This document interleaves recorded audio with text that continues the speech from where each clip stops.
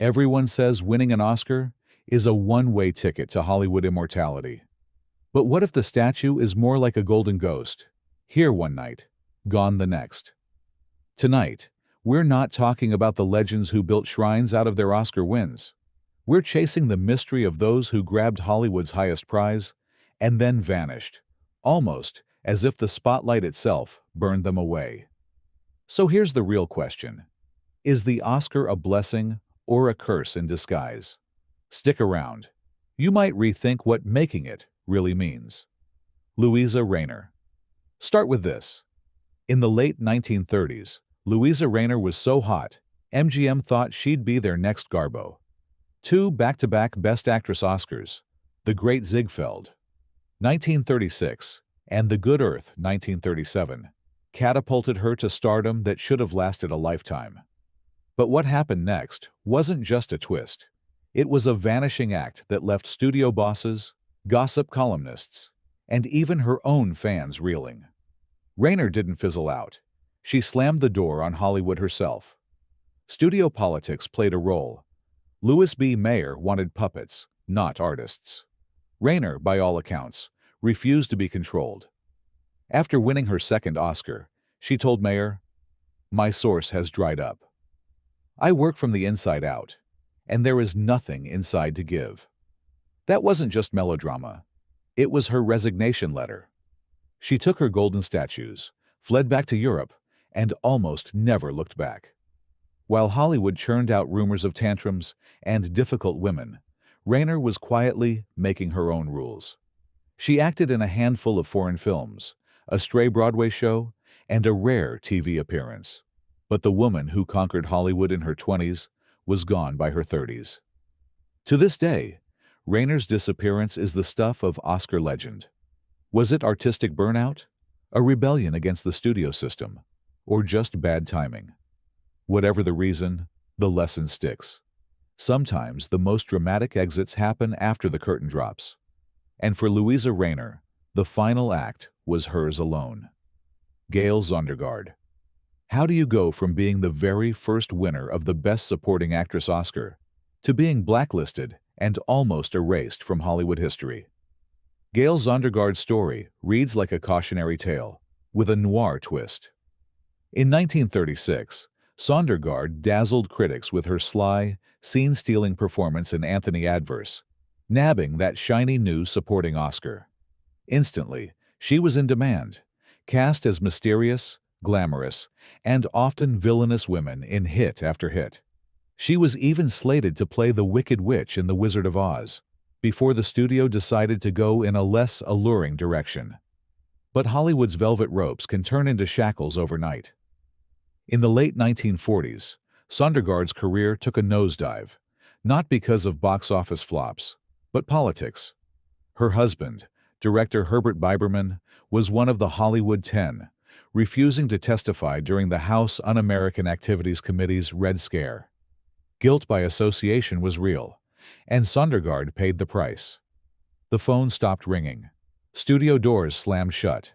She was persona non grata in a town that once toasted her with champagne.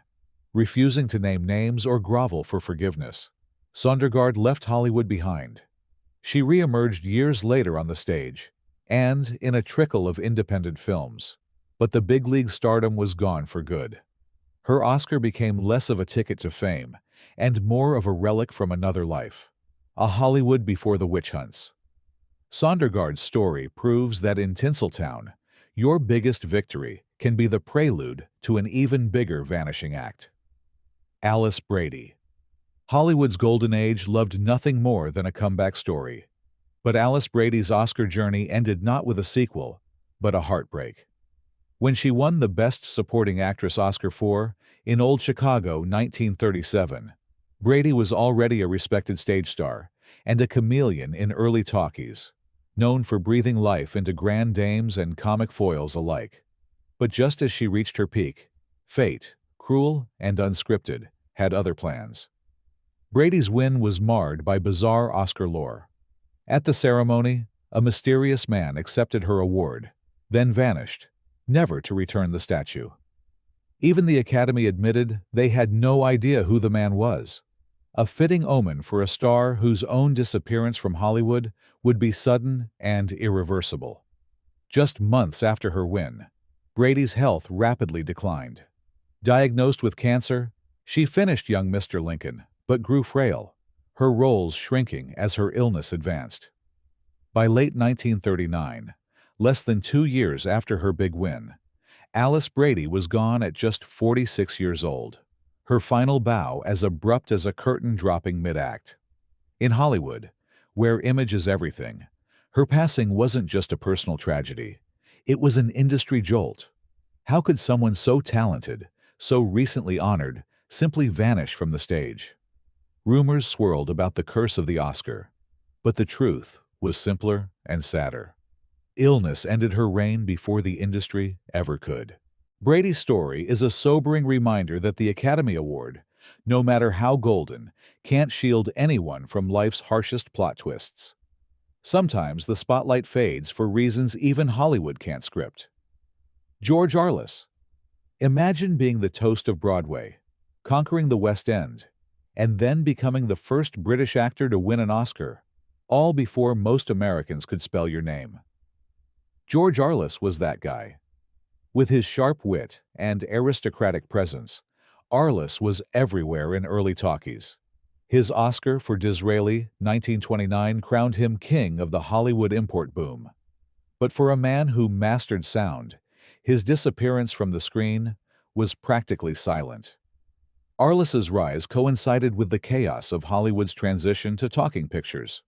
While other stage-trained actors stumbled, he glided into cinema's new world, signing lucrative contracts and landing prestige roles.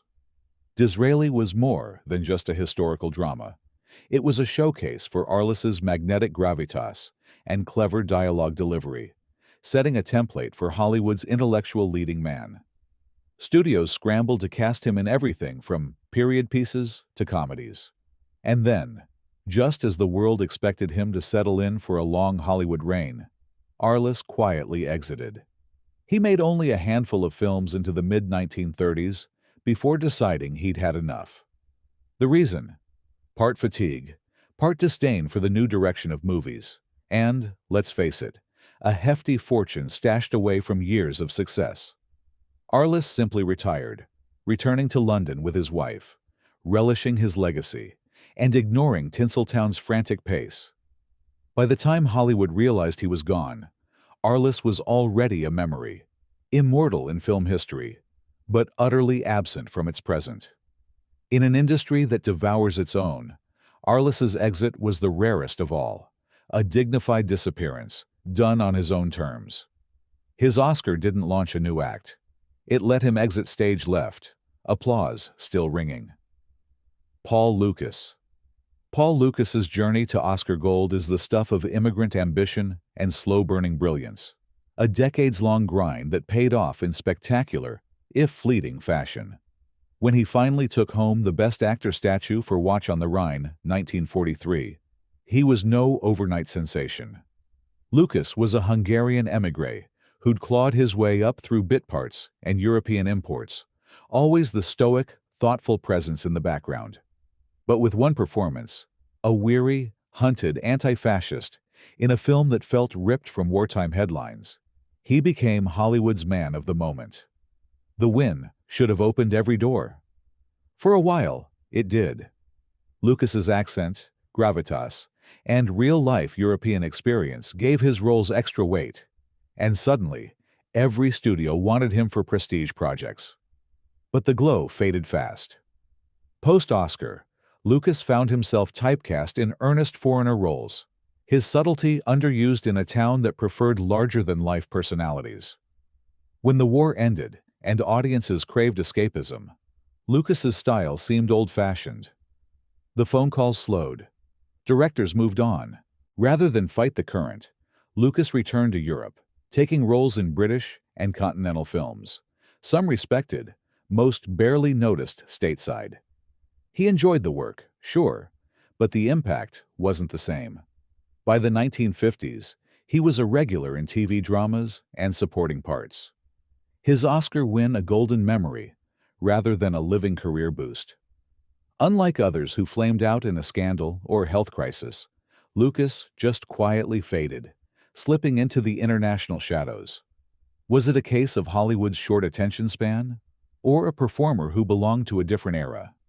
Either way, Paul Lucas's post-Oscar story is proof. In Tinseltown, today's icon can be tomorrow's trivia, no matter how hard-won the glory. Anne Revere.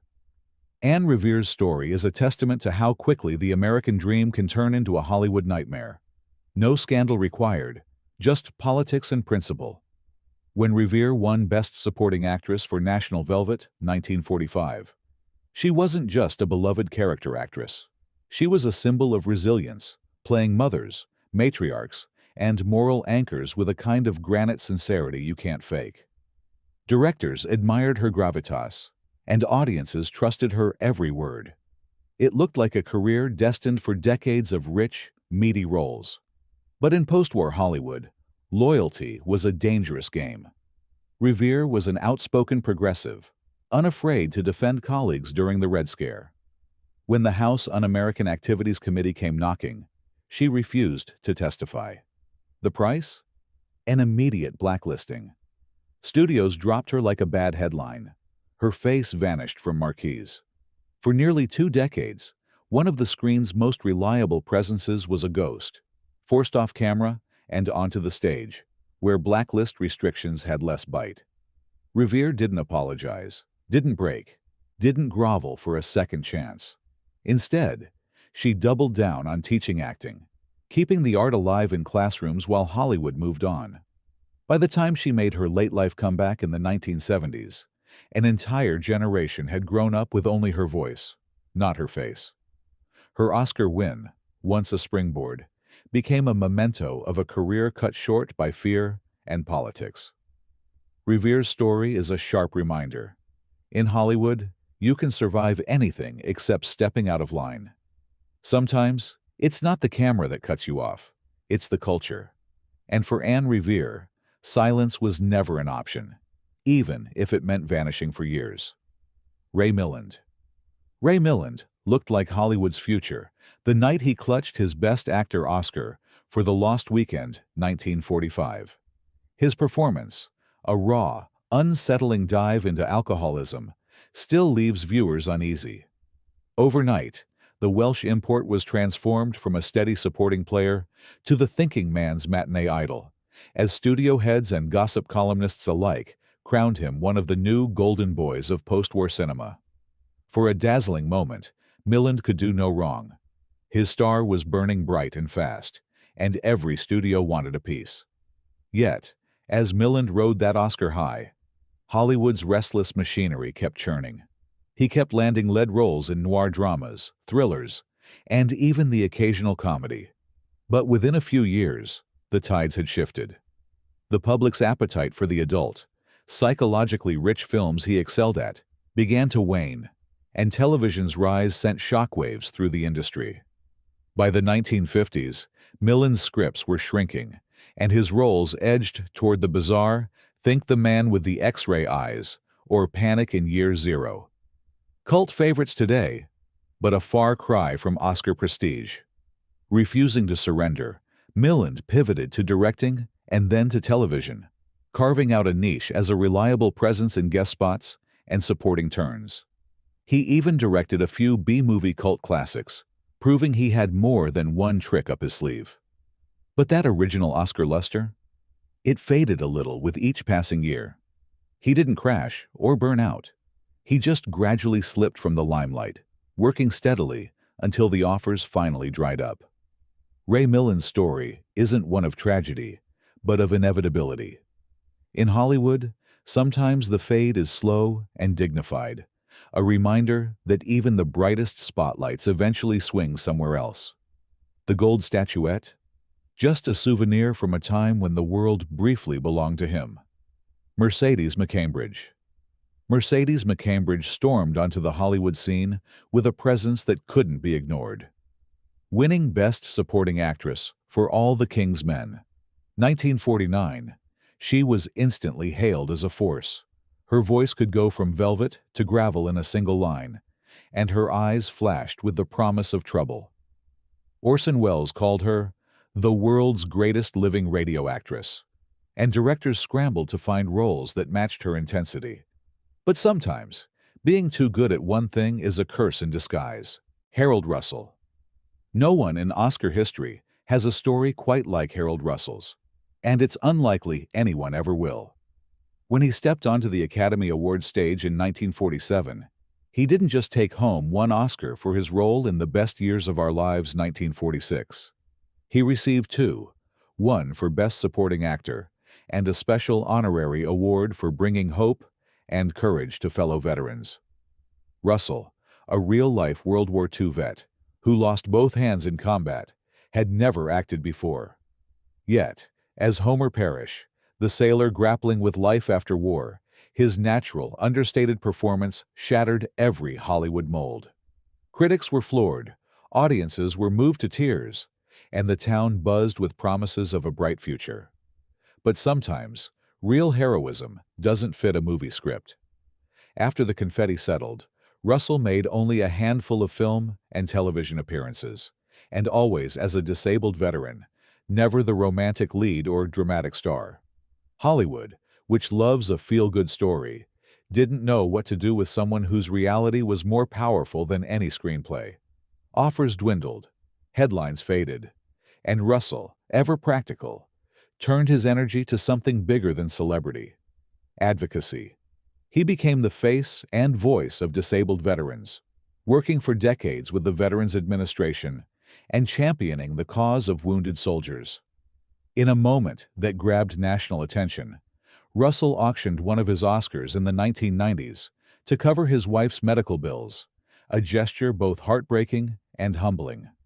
Unlike so many stars, he never craved the spotlight and didn't mourn its loss. His Oscar win wasn't a ticket to stardom. It was a recognition of a moment, an extraordinary chapter in a life defined by service. For Harold Russell, disappearing from Hollywood wasn't a defeat. It was simply the next mission. Joan Fontaine. At the height of her powers, Joan Fontaine was more than just Alfred Hitchcock's muse. She was Hollywood royalty. Her performance in Suspicion, 1941, didn't just earn her an Oscar. It etched her into the public's imagination as the ultimate damsel in distress, navigating the shadows with wide-eyed vulnerability and quiet steel. That golden statuette seemed like a passport to a career of endless leading roles. But if Hollywood loves anything more than a comeback, it's a surprise exit. Fontaine didn't fade overnight. Her post-Oscar career was filled with solid hits, smart choices, and a string of acclaimed performances in films like Rebecca and Jane Eyre. But as the 1950s dawned and new faces crowded the lot, Fontaine found herself gently nudged aside by the next wave of ingenues and sex symbols. The scripts got thinner, the budgets got smaller. Fontaine was no diva. She simply didn't play the industry's game of reinvention. By the mid-1960s, her career had shifted almost entirely to stage and television, a polite Hollywood exile rather than a flameout. Off-screen, Fontaine was known for her sharp wit and famously icy feud with sister Olivia de Havilland, which outlasted both of their film careers. Fontaine didn't fight her fade. She embraced it, spending her later years breeding dogs, writing memoirs, and occasionally shocking reporters with her candor. For a woman who built a career on suspense, Fontaine's slow exit was almost poetic, a mystery that played out in reverse. Did she get bored, or did Hollywood simply move on? Either way, the woman who survived Hitchcock's mind games left Hollywood on her own terms, leaving fans wondering if there was one last plot twist she kept for herself. Mercedes McCambridge. Mercedes McCambridge stormed onto the Hollywood scene with a presence that couldn't be ignored. Winning Best Supporting Actress for All the King's Men. 1949, she was instantly hailed as a force. Her voice could go from velvet to gravel in a single line, and her eyes flashed with the promise of trouble. Orson Welles called her the world's greatest living radio actress, and directors scrambled to find roles that matched her intensity. But sometimes, Being too good at one thing is a curse in disguise. Her Oscar led to Plum Rolls, Johnny Guitar, Giant, and a host of prestige pictures. But by the 1950s, the script slowed, and McCambridge found herself boxed in. Too unconventional for romantic leads, too memorable for mere bit parts. She was a character actress in a leading ladies' town. Hollywood, always hunting for the next pretty face, didn't know what to do with a powerhouse like McCambridge. So she pivoted, carving out a niche in radio, stage, and eventually the emerging world of television. She even voiced the demon in The Exorcist, a legendary performance that, in true Hollywood fashion, was almost kept secret by studio executives. McCambridge's talent never vanished, but the spotlight moved on.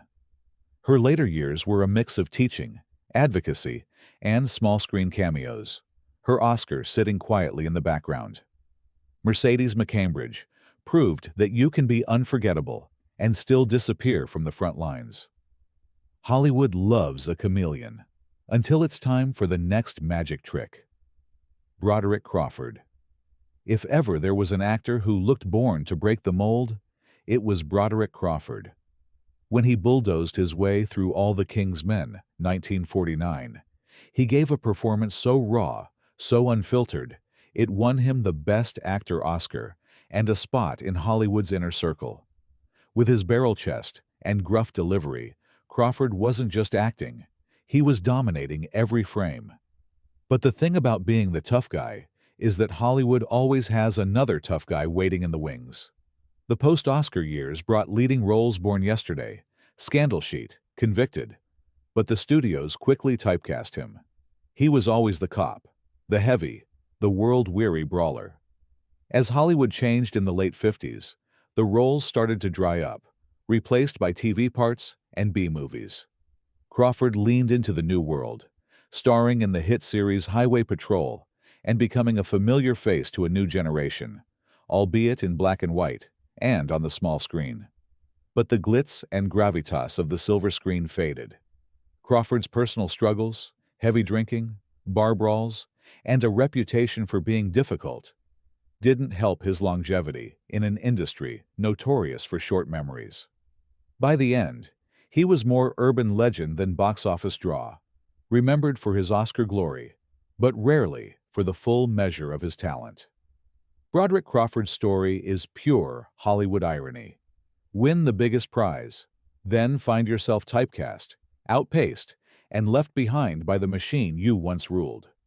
Sometimes, the toughest guys take the hardest falls, and then disappear right before your eyes. Dean Jagger. Dean Jagger is one of those Oscar winners whose name often draws blank stares, even from classic film buffs a twist, considering the spotlight he claimed after winning Best Supporting Actor for 12 O'Clock High, 1949. Jagger's performance as the gentle yet steely Major Stovall resonated with post-war America. He seemed poised for a string of high-profile roles, the kind that cement you in the pantheon of screen legends. But if Hollywood is an escalator, Jagger's ride only took him halfway up before sending him gently, quietly back down. Fresh off his Oscar win, Jagger landed a handful of respectable roles in major films, Rawhide, Western Union, and even White Christmas as the lovable General Waverly. But unlike his contemporaries, he never became a go-to leading man or a recurring presence in the A-list firmament. Studios saw him as reliable, but never indispensable. And as the industry's tastes shifted, Jagger found himself shunted into supporting roles, and eventually, the comforting but unglamorous world of television. It wasn't scandal or ego that erased Dean Jagger from the center of Hollywood. It was the slow creep of typecasting and the reality that Hollywood's love affairs are as fickle as spring rain. Jagger became the guy you recognized, but couldn't quite name, on TV westerns and anthologies, his Oscar quietly collecting dust. He never truly disappeared from acting, but from stardom? Absolutely. The man who once stood atop the industry slipped into semi-obscurity so smoothly, you could miss it if you blinked. Jagger's story is a Hollywood cautionary tale. Sometimes, The industry doesn't push you off the stage. It just dims the lights until you're gone. Dorothy Malone. Dorothy Malone's career is the definition of a slow burn. For years, she played the girl next door, the good-hearted secretary, the reliable friend, never quite the star, but always impossible to ignore. Then came Written on the Wind, 1956, and everything changed. Malone's transformation from sweet to scandalous. Her turn as the wild, self-destructive Marilee Hadley blew audiences away and earned her the Best Supporting Actress Oscar. Suddenly, the girl who never got the guy was Hollywood's hottest new thing. But as fast as the wind shifted in her favor, they changed again. Malone landed some solid roles, post-Oscar, Man of a Thousand Faces, The Tarnished Angels, but the momentum never quite stuck. Studios didn't know what to do with her. She was too edgy for ingenue parts, too young for matriarchs, and, perhaps most damning of all, she refused to play by the Hollywood rulebook. Malone was outspoken, opinionated, and unwilling to bend, which earned her a reputation for being difficult, a death sentence for actresses in the 1950s. So, like so many before her, Malone moved to television. She found steady work, and even a second act on the soap Peyton Place. But the big screen magic was gone.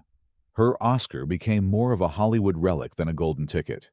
She'd pop up in the occasional film or guest spot. But the era of Dorothy Malone as a bona fide movie star vanished as quickly as it began. Malone's story is proof that sometimes Hollywood loves a makeover, but it rarely forgives one. The Oscar made her a legend for a night, but the morning after, Tinseltown had already moved on. Clare Trevor. Clare Trevor built her name on playing tough, complicated women in a world of men with even rougher edges. By the time she won Best Supporting Actress for Key Largo 1948, she was already dubbed the Queen of Film Noir, a survivor in an industry that liked its women glamorous, but not too gritty. Trevor's turn as the washed-up, tragic gay Dawn opposite Edward G. Robinson and Humphrey Bogart was all vulnerability and raw emotion. The Oscar validated her as more than a genre star. It made her a Hollywood heavyweight. But heavyweights don't always get to keep their crown. Trevor's post-Oscar filmography is a patchwork of hits and misses. She kept landing roles, but as the 50s rolled on, Hollywood's taste for femmes fatales and hard-luck heroines faded. Leading roles dried up, and supporting parts got smaller. Trevor, never one to fade quietly, shifted gears to television and the stage, even racking up Emmy nominations. But the big screen magic, the iconic lighting, the shadowy drama, had mostly moved on. By the 1960s, Trevor had largely disappeared from the public eye. She resurfaced for the occasional tribute, the rare cameo, but for the most part, the Queen of Noir retreated to a quieter life, away from the Klieg lights. Her Oscar never left her mantle, but the town that once built entire movies around her tough grace stopped calling. Clare Trevor's story is Hollywood at its most bittersweet. The applause echoes, but the curtain always falls. She proved you can conquer the shadows and still be forgotten by the morning sun. Edmund OBrien. Edmund OBrien didn't look like your typical leading man, but that never stopped him from stealing every scene he walked into. When he snagged the Best Supporting Actor Oscar for The Barefoot Contessa, 1954, it wasn't his first brush with critical acclaim. He'd already racked up a reputation as Hollywood's consummate workhorse, an actor's actor, always on call for tough guy roles and world-weary monologues. OBrien was the gritty glue in a town obsessed with pretty faces and smooth talkers. The Oscar seemed like validation, a signal that, finally, substance mattered as much as style. But even as he was clutching that golden statue, the clock was ticking. OBrien's big win should have been the start of a new phase. More leading roles, more prestige projects. For a hot minute, that's what he got. He landed memorable parts in films like 7 Days in May and The Man Who Shot Liberty Valance, but the scripts grew thinner as the 60s rolled on. The industry had always prized youth, and O'Brien's weathered face and gruff voice made him harder to slot into the new wave of Hollywood cool. The real twist? O'Brien didn't fight the fade. He pivoted, moving into television, accepting supporting roles, and even returning to the stage. He took what he could get, treating every job, no matter how small, with the same respect and professionalism. But the era when his name could sell a ticket had quietly closed. By the late 1960s, O'Brien was more journeyman than star, his Oscar gathering dust in the shadow of a once glorious career. What makes O'Brien's story sting is its ordinariness. No scandal, no dramatic flameout, just the slow, inevitable fade that catches up with almost everyone in the business. In Hollywood, even a workhorse can be led quietly off the field, no matter how bright his moment in the winner's circle. Joe Van Fleet. Joe Van Fleet's Hollywood career is a lesson in how quickly the stars can realign, often not in your favor. When she won the Best Supporting Actress Oscar for East of Eden, 1955, Van Fleet wasn't just a new face. She was a stage veteran with serious acting chops, personally chosen by Elia Kazan to play James Dean's hardened, haunted mother. Her performance was electrifying, equal parts venom, vulnerability, and raw regret. Overnight, she was the most talked about woman in Hollywood, the kind of overnight sensation that actually took years to build. But if Oscar is supposed to be a springboard, for Van Fleet, it was more like a trapdoor. She quickly found herself typecast, offered endless variations of the bitter, aging woman, the tragic mother, the hard-edged spinster. Studio heads saw her depth, but not her range. It didn't help that Van Fleet was fiercely independent, bristling at studio control and refusing to play the off-screen game of parties and PR that kept others in the public eye. She returned to Broadway, winning a Tony and earning critical raves, but her film roles dwindled to cameos and supporting bits. By the mid-1960s, Van Fleet's Hollywood story was mostly over. She spent her later years teaching, acting on the stage, and reflecting on the quick burn and slow fade of movie stardom. For all the acclaim, the Oscar didn't guarantee immortality, just a brief, bright spotlight, and then the quiet of the wings. Van Fleet's journey proves the Oscar can be both a coronation and a curse, especially in a town that moves on before the credits have even finished rolling. Susan Hayward. Susan Hayward's Oscar for I Want to Live. 1958 was the crowning achievement of a career built on grit, resilience, and a willingness to tackle the toughest roles in Hollywood. Nothing about Hayward's rise was easy. She wasn't handed stardom. She had to claw her way through a maze of second-rate pictures, typecasting, and studio indifference. Her secret weapon? A ferocious emotional intensity that electrified the screen. Whether playing wronged women, tough survivors, or tragic heroines, Hayward poured her own struggles into every performance, making her pain and her triumphs feel utterly real. Winning the Oscar cemented her reputation as the queen of suffering, an actress who could break your heart without ever asking for pity. But just when she seemed untouchable, the ground shifted beneath her feet. The 1960s brought a tidal wave of change. New genres, younger stars, and an industry hungry for fresh faces. Hayward did her best to adapt, taking on parts in high-profile films like Valley of the Dolls and Backstreet. But something intangible was missing. The scripts weren't as sharp, and the roles didn't have the same bite. Then, life delivered its cruelest twist, a cancer diagnosis that forced Hayward to retreat from the public eye. Despite her legendary toughness, even she couldn't outfight fate forever. Her appearances became rare, her presence in Hollywood growing fainter with each passing year. By the time she died in 1975, Hayward was already something of a legend in absentia, a star whose brightest days glimmered in the past. Her Oscar, once a symbol of triumph, became a bittersweet keepsake, a reminder of how quickly Hollywood can turn the page. Hayward reached the summit, only to discover that the highest peaks can also be the loneliest. Shirley Booth. Shirley Booth swept into Hollywood from the world of Broadway, and with her very first film role, Comeback, Little Sheba, 1952, she did the unthinkable. Took home the Best Actress Oscar. Her performance as the lonely, vulnerable Lola was so authentic that it made critics weep and audiences shift uncomfortably in their seats. It was raw, unfiltered, and proof that stage-trained actors could not only survive, but completely dominate the silver screen. Overnight, Booth was hailed as a revelation, her name spoken alongside Bette Davis and Katharine Hepburn as one of Hollywood's most promising new legends. But here's the twist. Hollywood never quite managed to keep her. Booth made only a handful of films after her Oscar win, including About Mrs. Leslie and Hot Spell, but she never seemed fully at home in Tinseltown.